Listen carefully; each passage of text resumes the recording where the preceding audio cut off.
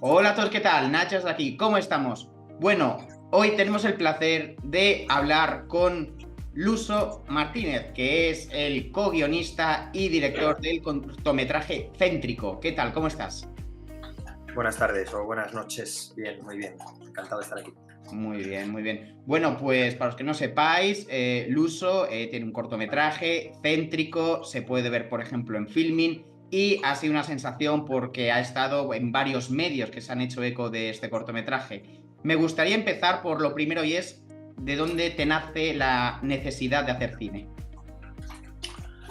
Ostras, vienes con el melón ahí a tope. Bueno, yo no sé si te diría que es una necesidad como beber agua o como descansar. Hago cine porque es que es lo único que sé hacer mínimamente bien, hacerlo y enseñarlo, que es, digamos, mi actividad profesional, ¿no? En general. Me viene, pues es que ya ni lo recuerdo, desde que soy pequeñito. Yo era el típico chaval que ya en el instituto se enrollaba con otro grupo de colegas a hacer cortos y cosas. O sea, yo con 15 o 16 años ya estaba haciendo cortometrajes. Lo que tengo es un afecto por la imagen visual desde que soy muy pequeñito y bueno, pues no me recuerdo desligado de ver cine, por así decirlo. Otra cosa es de culturizarme, ¿no? O de tener una educación cinematográfica, que eso vino con el tiempo, ¿no?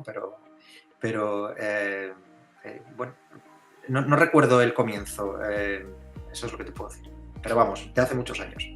Sí, he visto que has estudiado en la Complutense, en la TAI y en Los Ángeles Film School. Sí, Sí. exacto. Me gusta preguntar, ¿qué diferencias hay entre la enseñanza en España y la que hay en Estados Unidos? Porque son mundos, una manera de entender el cine diferente, ¿no? Bueno, lo mío fue una especie de posgrado. Ir a Estados Unidos, yo he estudiado en Estados Unidos y he rodado en Estados Unidos. Entonces, tengo, digamos, la experiencia, tengo poca experiencia de allí, pero la experiencia suficiente como para, según lo que yo viví, mis vivencias, no hay nada en Estados Unidos que te vayan a enseñar que no te puedan enseñar aquí, ni hay ningún profesional allí que, pues igual, ¿no? Que te vaya a enseñar algo que no sepa un profesional aquí. Lo digo porque hay una tendencia también a glorificar como Estados Unidos como el lugar donde, bueno, pues una especie de lugar sagrado cinematográfico, ¿no? Y para mí no lo fue. Desde luego, estudiando no me enseñaron nada que no supiese, porque era, bueno, o lo que me enseñaron no era algo que no me podían haber enseñado aquí. Lo que sí hay allí es que es el contexto, claro. Estás en un lugar donde bueno, pues no sé, es como si quieres aprender a jugar al fútbol, ¿no? Y te vienes a España, ¿no? Sí. Un poco eso. Es el lugar donde, pero seguramente en Estados Unidos haya entrenadores estupendos de fútbol también, ¿no? Entonces, pues igual el mismo ejemplo, pero llevado al caso del cine, ¿no? Y del audiovisual. Diría que no hay, o sea, yo no siento que haya especiales diferencias más allá del idioma, lógicamente. Vivimos en un mundo global y los contenidos están tan accesibles que a mí lo que me sirvió fue para, bueno, pues para conocer un poco aquello, para conocer un poco más el entorno y eso que llaman el capital relacional, ¿no? Y conocer a gente. Y trabajando te diría que 3/4 de lo mismo, ¿no? Esto fue en Los Ángeles, pero cuando trabajé fue en Nueva York, que hice allí 2 videoclips. O sea, quiero decir, lo que he hecho, mi acercamiento ha sido muy pequeñito, ¿no? Y estuve allí no me acuerdo cuánto tiempo estuvimos rodando allí, pero como un par de semanas, y la gente con la que yo trabajé no sentí para nada que fueran más profesionales que con los que trabajamos aquí. Y la inversa, ¿no? O sea, y los que trabajan aquí mal o peor o con menos compromiso no necesariamente tienen menos compromiso que los que allí tienen menos compromiso, ¿no? O sea que no, yo no siento grandes diferencias, lo que hay es más dinero, claro, bueno, y que es el país donde el cine está industrializado a un nivel en un orden de magnitud que no existe en ninguna otra parte del mundo, claro. Correcto. Y bueno, aquí también has estado en algunas series como Compañeros o Policías. ¿Me puedes decir qué hacías en...?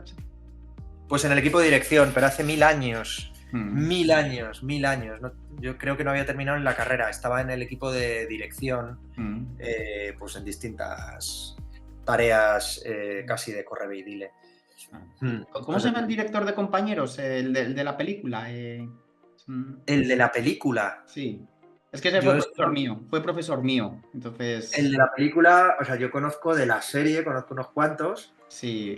pero de la película no sabía ni que se había hecho una película de Compañeros. Sí, Debe ser un poco más moderna, ¿no? La película no, salió durante Compañeros. Si le hizo uno de los que estaba en la serie. Compañeros, pues... no te fallaré. Luego... Sí, pues no lo sé, yo no estuve ahí, pero no lo sé, como a Carlos o... Bueno, es que había unos cuantos. Sí. No, me pillas, ¿eh? No te sé decir quién era el director de la película de Compañeros, porque fíjate lo conectado que estoy yo, que no sabía ni que se había hecho una película de la serie Compañeros. ¿Y qué aprendiste en esas series, aunque sea de correve y dile? Bueno, lo que aprendí es, claro, te estoy hablando de mi primera etapa, porque yo mi desarrollo profesional como realizador lo he hecho más en el cine publicitario.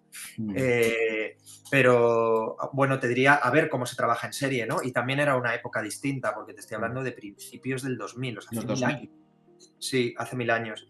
Y, bueno, pues a entenderla... Pues fíjate, una cosa que sí que me pareció muy interesante, más allá de que la industria ha cambiado mucho y sobre todo la calidad de las cosas que se hacen ha cambiado también mucho, sí que me pareció muy relevante y muy interesante el ver cómo cuando tú eres estudiante tienes la tentación de pensar que lo que ruedas como realizador va a ser lo mismo que lo que escribas, o al revés, ¿no?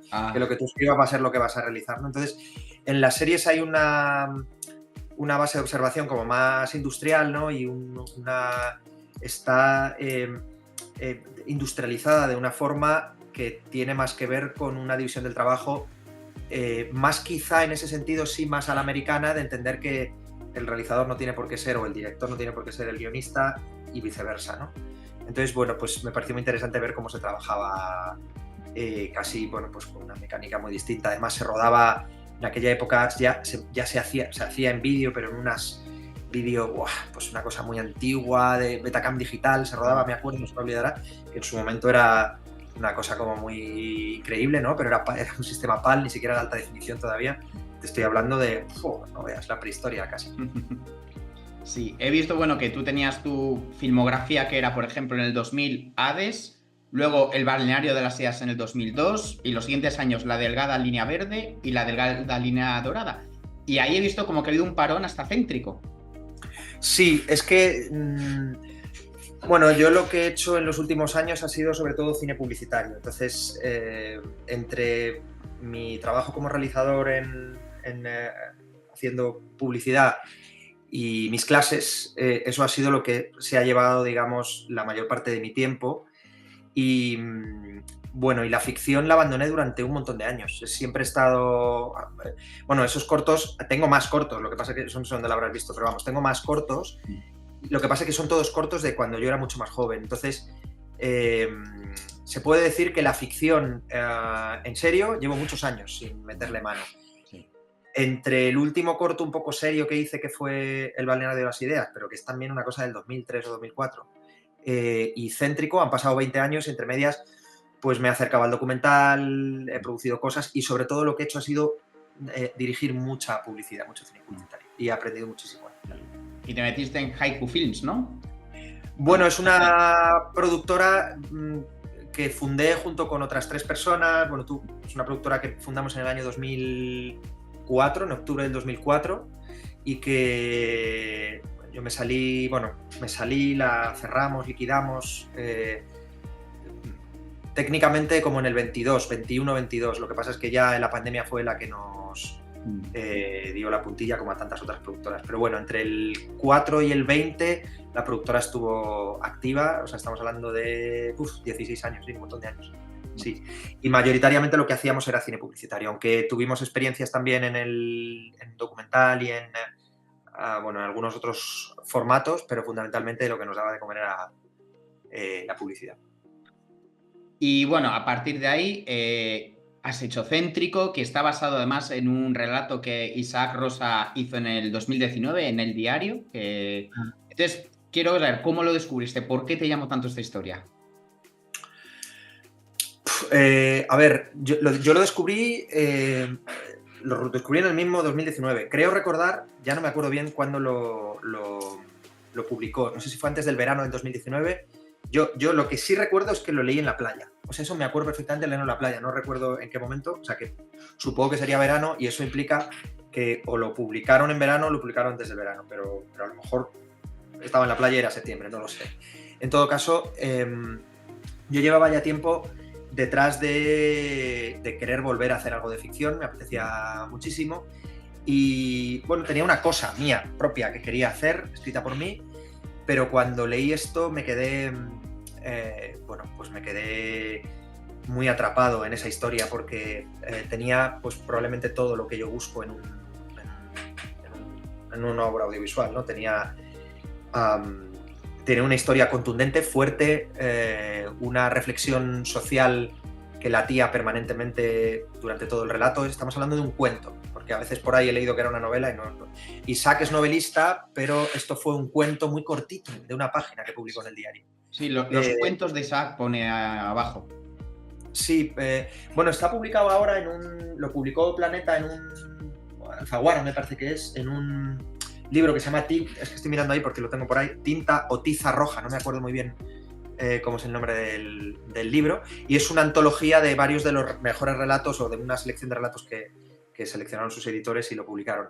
Pero nosotros firmamos, digamos, acordamos la producción de esto y de la escritura del guión antes de que se publicara, un poquito antes de que se publicara. Entonces yo lo leí y me fascinó por eso, ¿no? por esa historia contundente, porque era una historia de género y a mí me fascina el terror, porque además me encanta el terror cuando a lomos de él inoculas un mensaje o una reflexión de corte social, ¿no?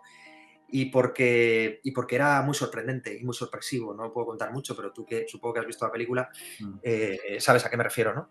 Entonces me pareció muy interesante. Y además el terror tiene, junto con la comedia, porque también la película tiene destellos de comedia, tiene ese poder de subvertir la narrativa,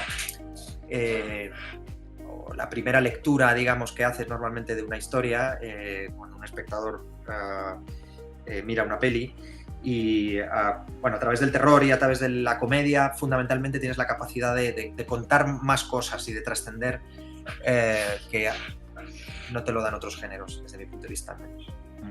El guión lo hiciste junto con Cristina Medina y quería saber qué elementos tuvisteis que usar para adaptarlo de un relato a corto, porque sabemos que no es lo mismo, no se puede trasladar palabra por palabra, hay que añadir cosas, hay que quitar, y quiero saber cómo fue ese proceso.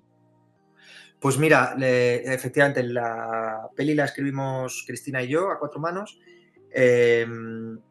Lo que hicimos fue añadir cosas, sobre todo, porque la película, aunque vamos a decir que la base, la trama básica está, pero es lo que te decía, ¿no? Es una página, si no recuerdo mal, además lo publicaron en el dominical el diario, es que ya no me acuerdo bien, pero vamos, que era una cosa muy cortita y eso lo hacía especialmente atractivo, ¿no? Además. Entonces nosotros lo que hicimos fue, sobre todo, añadir y tratar de no desvirtuar, o sea, la idea era no estropear el material tan valioso que teníamos, ¿no?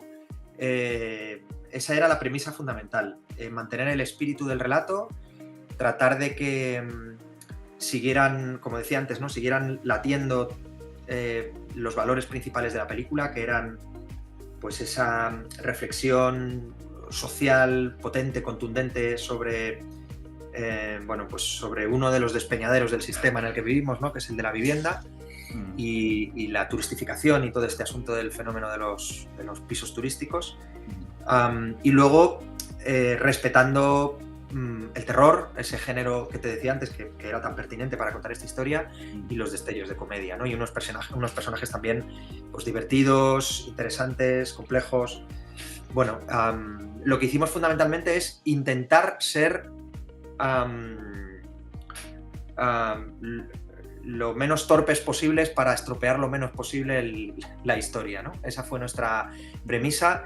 Y luego saber que es un lenguaje distinto, efectivamente, es que la literatura y el cine comparten cosas, pero son, en última instancia, son dos formatos distintos, ¿no? Entonces, bueno, ahora entrar en la parte técnica igual tardaríamos mucho, pero vamos, lo que diría es es eso, en términos generales, intentar no estropear lo que teníamos, que era muy potente y muy valioso, y tratar de convertirlo en una película que además no pasará de 20 minutos. Esa era también nuestra premisa.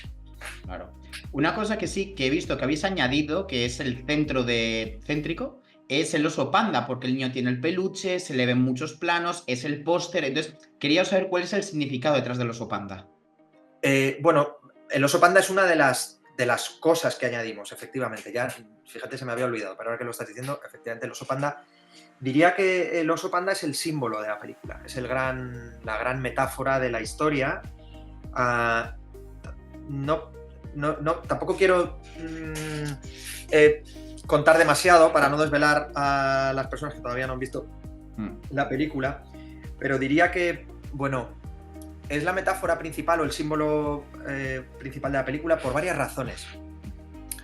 Pero antes de decírtelas, te tengo que contar, claro, tengo que contar a tus oyentes que nuestra película transcurre en una gran ciudad, en Madrid, aunque en ningún momento se menciona que es Madrid, pero bueno, para cualquier persona que haya vivido o haya visitado Madrid, sabe que es Madrid. Pero es una peli que podría perfectamente haber transcurrido o haberse realizado en Málaga, en Barcelona. De hecho, estuvo a punto de hacerse en Ámsterdam, donde es más vigente incluso que en Madrid el terror al que nos asomamos nosotros, ¿no? Entonces, una de las características que tienen las ciudades, las grandes ciudades en las que vivimos personas como yo, es que cada vez están más diseñadas para el visitante y menos para el ciudadano, para el vecino. Entonces, la manera que se tiene de persuadir o de seducir a la mirada del otro, la mirada del turista o del que viene de fuera, es a través de un presunto brillo, vamos a decir, ¿no? O una pátina externa que se le pone digamos, a la ciudad, a los atractivos turísticos de la ciudad, ¿no? Por ejemplo, te voy a poner el ejemplo, te podría poner 1000 ejemplos, pero uno de los grandes ejemplos de esto que te digo son los cafés, ¿no? Los cafés, no me refiero al café de beber, sino a los cafés, a los bares estos, ¿no? A los coffee shop o a las tiendas de café que han proliferado en Madrid y en otras ciudades como Madrid como setas, pero literalmente como setas. O sea, en mi calle puede haber más cafés que, pues no te sé decir, más cafés que bares normales, que mira que ya hay bares. Yo vivo en Lavapiés, que es un barrio del centro de Madrid así muy castizo y que tiene muchos bares, y me parece que de lo que más hay es de cafés, ¿no? Sí. Es que se ha vuelto muy malasaña ahora, o sea, Chueca, Malasaña, y ahora está invadiendo Lavapiés la gentrificación. Ya claro. Exacto. Es un fenómeno, es una de las consecuencias del fenómeno de la gentrificación y en Lavapiés además también de la turistificación, ¿no? Entonces, estos cafés que tienen, bueno, pues están todos diseñados, por cierto, cortados por el mismo patrón, pero todos tienen vocación de resultar cookies y bonitos. Instagrameable, ¿no? Sí, instagrameable, o bueno, en fin, yo creo que le podríamos poner 1000 adjetivos, pero todos tienen más ganas de ser atractivos por fuera que por dentro, por así decirlo, ¿no? Es decir, bueno, pues en todos te puedes encontrar, o es muy común que te encuentres las paredes con el ladrillo visto porque la pared le han decapado, una bici antigua en la puerta con un cesto dentro del cual hay unas plantas de plástico, luces, bombillitas colgadas como guirnaldas, una música que suena, que son covers de canciones famosas. Todo tiene ese aspecto cookie que desde fuera lo hace presuntamente atractivo o apetecible, pero luego por dentro a mí es muy perverso. Porque cuando me refiero al por dentro no me refiero solo a que entres y lo veas por dentro. Por dentro puede ser también muy cookie. Me refiero al por dentro a lo que hay detrás de esos negocios, ¿no? Pues mira, para empezar, a los empleados no les pagan más que lo que le pagarían en un bar convencional del barrio, y sin embargo los cafés valen el triple. O sea, los cafés, pues en vez de, como entras en un bar de esas características, pues ya suben los precios una barbaridad, ¿no? Pero sin embargo no suben los salarios de las personas que trabajan allí, ¿no? ¿Por qué? Porque es la manera que tiene el sistema de funcionar. Lo que hace es seducirte a través del brilli, digamos, ¿no? De lo cookie, de lo atractivo o de lo presuntamente atractivo, porque a mí no me resulta especialmente atractivo. Pero en realidad lo que tiene por detrás es ese reverso tenebroso de gente precaria trabajando allí, atendiendo en un porcentaje muy alto a visitantes, ni siquiera a vecinos, porque mayoritariamente los vecinos no van a ese tipo de sitios, ¿no? Entonces ese es un ejemplo que se podría extrapolar y es muy transversal, atraviesa la vida de las grandes ciudades, ¿no? Podríamos hablar también de las casas, ¿no? De esas fachadas tan bonitas, las que tienen las fachadas bonitas de los edificios, y luego dentro a lo mejor hay gente viviendo en un piso troceado donde hay 7 habitaciones que el casero ha dividido de un piso más grande y les cobra una barbaridad a las personas que viven allí. Entonces se generan esas dinámicas de aumento de precios y de todas, todas esas derivadas, esas consecuencias que hablábamos antes, ¿no? De la gentrificación y de la turistificación. En Lavapiés tenéis el graffiti este del mono, que ya lo han vandalizado poniendo el mono gentrifica. El mono gentrifica, sí, eso lleva mucho tiempo ahí, claro. Y fíjate que no seré yo quien vaya a criticar, digamos, las expresiones artísticas, ¿no? en los barrios. Lo que pasa es que todo se ha vuelto tan torticero y tan retorcido que el sistema lo que acaba haciendo es mercantilizarlo todo, absolutamente todo, ¿no? Entonces, volviendo al principio de la pregunta que me hacías del oso, es que los muñecos estos son el epítome de lo que te digo, desde mi punto de vista. Son el paradigma de este ejemplo de lo que es hacia afuera y hacia adentro este asunto, ¿no? El oso, ¿qué es? Bueno, para empezar, en Madrid tenemos al oso dentro de nuestro escudo, ¿no? El oso y el madroño, pues tenemos al oso dentro del escudo. El oso que aparece en la película no es un oso como el oso madrileño, digamos, es un oso panda, ¿no? Pero el oso panda tiene también algo interesante, que es un animal en vías de extinción, es un animal exótico, es un animal que tiene además un vínculo con el Zoo de Madrid, porque es famoso, fue famoso en su momento aquellos osos panda que se regalaron a los reyes de España y estuvieron y siguen todavía unos cuantos descendientes de aquellos osos en el Zoo de Madrid. Entonces, tiene muchas cosas que tienen que ver con lo atractivo, con lo seductor, con lo exótico, ¿no? De puertas para afuera, por así decirlo, ¿no? O de traje para afuera. De hecho, alucinas cuando ves a los niños en la Plaza Mayor o en la zona de ópera o en Plaza España o en los distintos sitios donde se ponen estas personas a trabajar dentro de esos trajes hinchables, una especie de trajes hinchables. Y claro, los niños se quedan fascinados porque lo que están viendo es un oso de 2,5 metros o 3, no lo sé, porque son enormes, son altísimos. Hay más cosas, hay Transformers, hay otras cosas, no solo hay osos, pero a mí los osos me parecieron fascinantes, ¿no? Porque son gigantescos y dentro de esos osos, cuando tú ves al oso por dentro, lo que tiene es el reverso tenebroso que te decía antes del sistema, ¿no? Pues probablemente la representación más precaria de lo que nos podemos encontrar hoy en nuestras sociedades, ¿no? Migrantes, sin papeles, a las que, bueno, pues en fin, por supuesto no son los propietarios de esos trajes, porque no lo son para nada, esos trajes son propiedad de una persona que tiene, digamos, o un empresario pequeño o grande, no lo sé, que tiene varios de esos osos, o osos y distintos muñecos, y les paga una miseria y por supuesto, por supuestísimo, no tiene ninguna preocupación por darles de alta en la seguridad social. Entonces, me parecía como el paradigma de esta cosa de lo que son hoy las ciudades, esos parques de atracciones que tratan de proyectar un brillo hacia afuera, pero hacia adentro en realidad lo que tiene es ese reverso tenebroso que a mí me parece siempre tan peligroso cuando ves algo bonito, digamos, ¿no? O hipotéticamente bonito.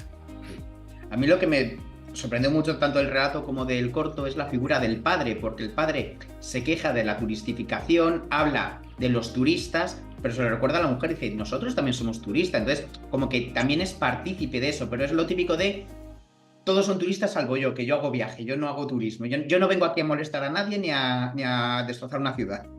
Sí, exacto. Ahí hay también una reflexión. La película se acerca también un poco a lo que somos, ¿no?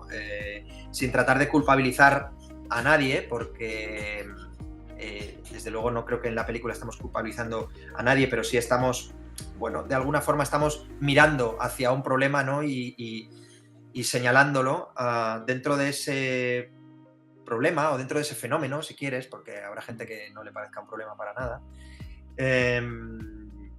Bueno, nuestros comportamientos, o sea, hay muchos tipos de comportamientos entre los humanos cuando viajan, ¿no? Entonces está desde el que es totalmente indolente y le da igual absolutamente todo, lo único que quiere es viajar sin pensar en la huella, digamos, que produce el viaje que está teniendo.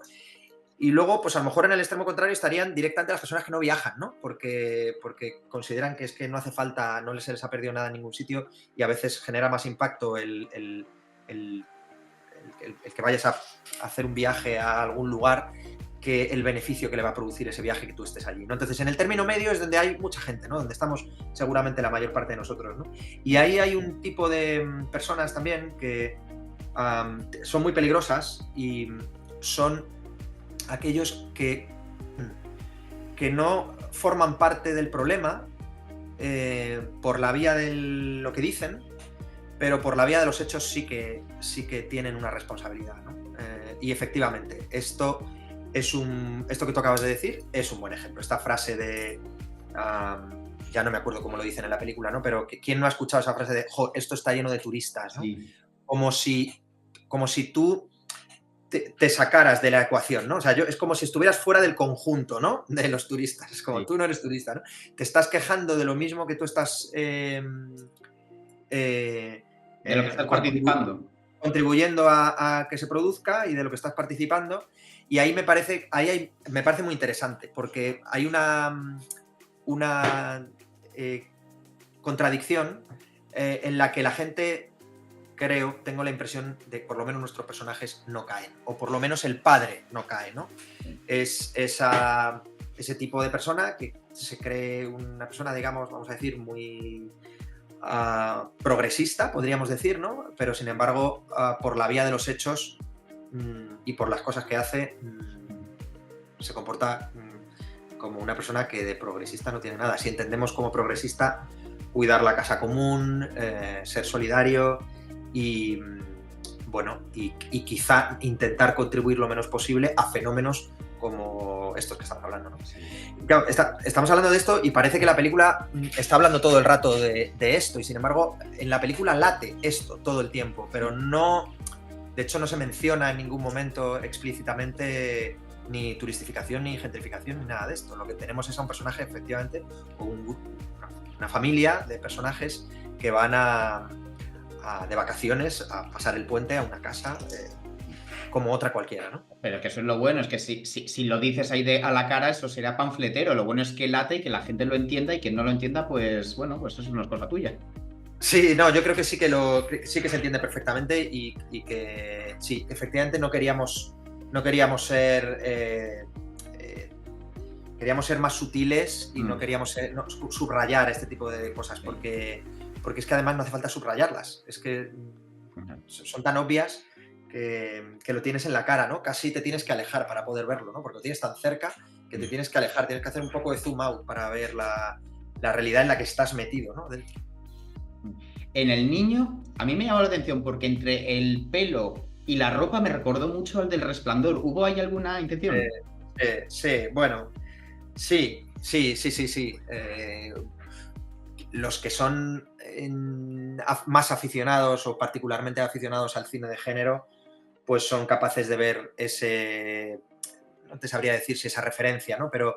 O ese homenaje, no sé cómo llamarlo, pero bueno, la película tiene todos los ingredientes, o casi todos los ingredientes clásicos del género, ¿no? Uno de los clásicos ingredientes del género es la existencia de un niño, ¿no? En una película, un niño alrededor del cual ocurren cosas, ¿no? Fenómenos paranormales. Entonces, bueno, a mí me hacía gracia que el niño tuviera no sé si ese aspecto, pero que recordara un poco al personaje de Dani de Resplandor, porque, bueno, pues a cualquier persona que le guste un poco el cine, pues no puede negar que es una de las grandes películas del cine de género, de la historia del cine. Sí, así que sí, lo has pillado y es perfecto, porque hay mucha gente que la mayor parte de la gente no repara en ello, pero hay muchos otros que sí, nos ponen por ahí comentarios y cosas así. También has contado con María Vázquez, que bueno, actriz increíble, sobre todo en Matria, que a mí me encantó, y con Víctor Duplá, que bueno, pues se puede ver en Quien a hierro mata y otras. ¿Cómo fue trabajar con ellos? Pues muy bien, muy fácil, muy fácil. Muy fácil, es que no puedo decir más que eso, porque son extraordinarios como actores y son muy majetes, son muy buena gente, entonces es muy fácil. Ellos son pareja además en la vida real y yo buscaba precisamente que esa naturalidad que creo que está ahí en la película no tuviera que trabajármela con millones de ensayos, porque aunque las interpretaciones así a priori pueda parecer que no son... digamos, no tienen el canon clásico de interpretación poderosa, ¿no? Pero me parece que está llena de matices que ellos resuelven súper bien y que tienen que ver con la cotidianidad de una relación de pareja enfrentándose un fin de semana a las cosas que se enfrentan en la película. Así que fue muy fácil, muy fácil. Los dos son muy buenos actores, pero no solo ellos dos, también diría Violeta y Javier Tena, que también son actores que han hecho cosas muy interesantes. Javi venía, de hecho, de hacer un capítulo entero del Apagón, que es un capítulo excelente, y él tenía el peso de todo el capítulo entero. Violeta de hacer cosas, de hacer otra serie que ahora mismo no me acuerdo cómo se llama, creo que se llama Ley y Orden o algo así, no, Servir y Proteger, Ley y Orden es americana, Servir y Proteger. Y bueno, muy bien, la verdad es que con los actores no tengo ninguna pega porque fue muy fácil todo. Y el niño también, Alex, extraordinario, o sea, un niño también que fue muy fácil trabajar con él, con su familia, que yo tenía miedo de que la familia a lo mejor fuera digamos, más complicada, ¿no? Más impertinente, que a veces te pasa eso con críos, ¿no? Sí. Y ¡buah! ¡Qué va! La familia es una delicia, la madre, que fue la que mayoritariamente estuvo en el rodaje, bueno, estuvo muy a favor de obra, todo muy bien, muy bien. Tengo además un vínculo bonito todavía con ellos, con esa familia. Así que fue muy fácil trabajar con los actores. Muy bien. Y bueno, después de eso hicisteis el corto y comienza la distribución, que os sorprendió sobre todo el éxito, que a mí me llamó la atención, que era que salierais en noticias de Hablando Céntrico, el corto que habla sobre la turistificación. Sí, bueno, es que la película fue bien casi desde el principio, porque nosotros estrenamos en el Festival de Almería en noviembre del 2023, o sea, pues hace un año, más o menos. Bueno, un año y un mes. Y ganamos el premio del público allí, en FICAL, que es un festival de cine importante, ¿no? Por supuesto calificado para los Goya, pero además un festival de los importantes a nivel nacional. Entonces ya empezamos muy muy bien. También ganamos, pues unos pocos días después, en la Semana del Cine de la Comunidad de Madrid, en la Semana del Cortometraje, ganamos el premio de Telemadrid, uno de los premios de Telemadrid La Otra.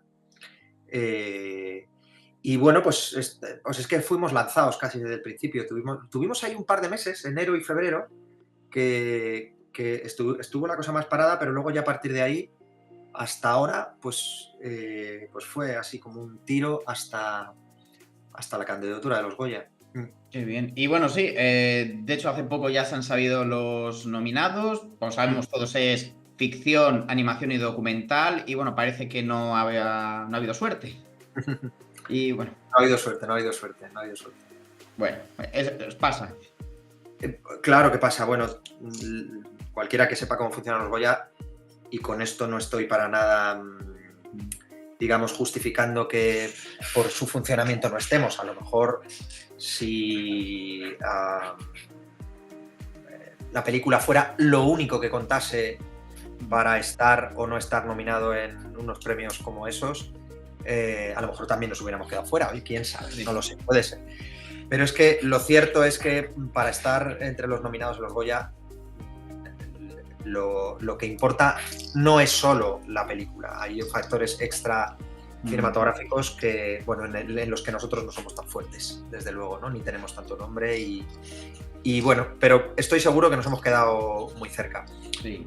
En todo caso, es que no nos convierte en una película más valiosa el haber estado en los Goya, o sea, quiero decir, el haber llegado finalmente a los Goya no nos convierte en más valiosos o más guapos, ni estar fuera de los Goya nos hace más feo. La película es la misma habiendo llegado o no habiendo llegado, o sea, que además es que hemos tenido tanto reconocimiento durante el año que veníamos un poquito antes de comunicarnos lo de los Goya, veníamos de ganar en el Festival de Sitges, en la sección Brigadón, que fue, pues yo no lo recuerdo con precisión y no quiero equivocarme, pero me parece que fue la única película española que ganó un premio en Sitges este año, o sea que bueno, que estamos muy contentos porque además que nos premien en Sitges era como, joder, o sea, es como los Oscars, ¿no? del cine de terror. Así que, bueno, hubiera sido la guinda estar en los Goya, por supuesto, sobre todo por amplificar el mensaje de la película, ¿no? Y para nosotros era muy importante poder elevarlo, pero bueno, pues lo elevaremos de otra forma. Si es que la película todavía está en distribución y le queda un ratito, veremos a ver hasta dónde llegamos. Y bueno, los Goya ha sido una pena, efectivamente nos hubiera encantado estar, pero vaya, es que entran 5 y nada, pues mucha suerte a los que hay, lógicamente. No paras de decir todo el rato la película, a pesar de que es un corto. Sabemos que el corto es cine. Entonces, ¿qué crees tú que se necesita para que la gente reconozca más el cortometraje? Pues mira, yo le llamo, es casi de formación profesional, porque en publicidad se le llama película a una cosa de 20 segundos o de 30, o sea que es que para mí es que no hay, es incontestable que es una película. Lo que pasa es que es una película cortometraje, de metraje corto, ¿no? No de largometraje, pero es una película. Entonces, pues, bueno, yo vengo de un sector que yo no vengo del cortometraje, digamos, yo he entrado aquí al mundo del cortometraje y me he encontrado con los cortometrajistas, digamos, que venían pisando fuerte en los últimos años y tal, y con toda esta cosa de que el corto es cine y tal. Es que para mí es incontestable que el corto es cine, pero es tan cine como el largometraje. Otra cosa es las características del cortometraje, ¿no? Que son las que son y que pasan fundamentalmente por entender que es más corto. Eso es todo, pero me parece que si desde los distribuidores y los... o más que los distribuidores, diría desde las plataformas, o incluso te diría que los distribuidores / exhibidores, los agentes dentro de la industria que se encargan de mover las películas y ponerlas para que otros las vean, me da igual en una sala de cine o en una plataforma, creo que habría posibilidades de monetizar muchísimo mejor de cómo se monetizan los cortos y no se hace. Supongo que no se hace, porque claro, ahora se hace lo mismo que se podría hacer con los cortos, pero con cosas más largas, ¿no? Y se les llama series de televisión, ¿no? Porque lo que se hacen, de hecho hay muchísimas series de televisión que duran cada capítulo lo que dura mi corto, o a lo mejor un poquito más que lo que dura mi corto, no media hora. Estoy pensando, es que no sé, se me vienen a la cabeza decenas de ejemplos, pero sin ir más lejos, The Bear, la serie esta de Disney, sí. Me parece que son 30 minutos cada capítulo, ¿no? No sé si estoy metiendo la pata, igual estoy metiendo la zarpa y son más, pero es que hay tantas series que duran, he dicho media hora, pero que hay series que duran 20 minutos, 15 minutos, ¿no? Y funcionan muy bien. Bueno, para mí el corto, por supuesto que es cine, igual que el largo es cine, o sea, y también es cine un corto que dure 2 minutos, o sea, es que, o 1 minuto, o 30 segundos, es que no me parece... Ya te digo que incluso las piezas que hacemos en publicidad, pues, si tú estuvieras en cualquier reunión, se habla de películas, no se habla de el anuncio o el spot, ¿no? Se puede hablar de eso, pero en general se habla de la película, ¿no? O incluso de la pieza. Así que sí, el corto es cine, clarísimamente. Estuvimos también nominados a la mejor dirección Nobel, me hizo gracia, en los premios Fugaz. Sí. Y me acuerdo que, bueno, todos los que fueron a recoger los premios o todos los que subieron a recoger los premios hablaban de esta soflama, ¿no? De que el corto es cine, que a mí me sorprendió que es que se planteara el hecho de que el corto no es cine. El corto es tan cine como el largometraje. Otra cosa es el mimo que se le pone desde el sector al corto, ¿no? Que efectivamente se le pone mucho menos mimo y se le cuida mucho menos, ¿no? Desde el punto de vista industrial, porque al corto le vendría muy bien poder industrializarse más y que, igual que compañeros míos que hacen anuncios de publicidad y hacen también series de televisión o películas, o sea, un gaffer o no te sé decir, un técnico de sonido o un colorista no entiende, o sea, su trabajo es exactamente o es prácticamente el mismo etalonando un corto, etalonando una película, etalonando una serie o etalonando el anuncio de la lotería de Navidad de este año. O sea, es que son distintos formatos para contar historias. Claro. Así que para mí todo eso es cine. Y bueno, desde que tú empezaste, como dijiste, compañeros, con el Betacam, ha habido una evolución tremenda digital y ahora está todo mucho más democratizado. ¿Tú crees que eso es algo positivo o negativo? Que todo el mundo ahora pueda grabar algo. Pues mira, te diría que sí, que es entre positivo y negativo, entre sí, no, sí. Porque decirte que no lo es sería hasta clasista, porque ¿cuál es la alternativa a que no se haya democratizado? ¿Que lo pudieran rodar solo unos pocos? Pues eso sería clasista. Ya el cine tiene tics clasistas, porque para poder hacer cine, sobre todo cortos, tienes que gastarte dinero. Y se gasta dinero o quien se endeuda o quien no se endeuda y tiene el dinero, y es que hay gente que ni siquiera tiene la capacidad de poder endeudarse. Entonces, prefiero que se ruede mucho a que se ruede poco. Desde el punto de vista, digamos, del creador, de que los creadores tengan la posibilidad de contar historias y la libertad de hacerlo sin tener que arruinarse, digamos, ¿no? Aunque te arruinas igualmente cuando quieres hacer una cosa un poco cuidada, ¿no? Técnicamente hablando. Pero es que antes era mucho más difícil, digamos, ¿no? Efectivamente, hace 20 años, pero ya no hablemos hace 35 años, cuando es que directamente tenías que rodar en celuloide, ¿no? En negativo, y era muchísimo más caro, ¿no? Entonces, sí, yo creo que entre sí, ¿no? Mejor sí. Ahora, otra cosa es como espectador o como ciudadano del mundo, no sé si es necesario que se cuenten tantas historias y sobre todo que haya tantos estímulos. Que eso tiene algo... bueno, eso tiene unas consecuencias en la percepción y en la cultura audiovisual de los espectadores y del público, ¿no? Que se vuelve cada vez más cínico. Pero lo cierto es que no es que vivamos en una sociedad que esté especialmente hipertrofiada de estímulos visuales. Lo que estamos es hipertrofiados, ¿no? Valga la redundancia, de todo tipo de estímulos. O sea, lo que tenemos estamos sometidos a un bombardeo de estímulos permanente de todo tipo. Entonces, bueno, pues es casi hasta lógico que también haya el bombardeo de productos audiovisuales, ¿no? O sea que como espectador preferiría que hubiera menos, pero menos estímulos en general de todo, ¿no? Sí. Y que las cosas tardasen un poco más en hacerse y, bueno, en fin, que fuéramos a otra velocidad, pero me voy a poner como un poco, yo creo, carca en eso. Pero la pregunta que tú haces, yo que doy clases en una escuela de cine, de imagen y sonido, creo que entre que puedan y no puedan, prefiero que puedan. Sobre todo estudiantes o personas que no tienen la posibilidad de pagarse una escuela de cine privada, que son muy caras. Pues sí. ¿Y después de Céntrico tienes pensado alguna vuelta a la ficción o no tienes de momento nada planeado?